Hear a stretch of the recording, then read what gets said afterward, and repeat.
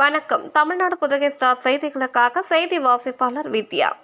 பாபநாசம் அருகே சாலியமங்கலத்தில் 11 நாள் படத்திறப்பு நிகழ்ச்சி, திரளான நிர்வாகிகள் மற்றும் பொதுமக்கள் பங்கேற்பு.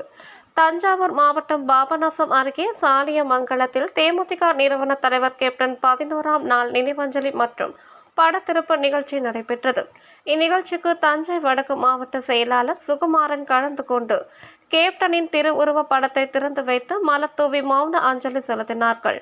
இந்நிகழ்ச்சியில் அம்மாப்பேட்டை ஒன்றிய செயலாளர் பாலகர்ணன் முருகன், மாவட்ட மகளிர் அணி துணை செயலாளர் அமுதா மோகன், மாவட்ட நிர்வாகிகள் அன்பு பழனிசாமி, அவனத்தோன்றிய செயலாளர் முருகானந்தம் மற்றும் மாவட்ட கழக நிர்வாகிகள், நகர கிளைக்கழக நிர்வாகிகளும் உறுப்பினர்களும் திரளாக கலந்து கொண்டு மௌன அஞ்சலி செலுத்தி இரங்கல் தெரிவித்தனர்.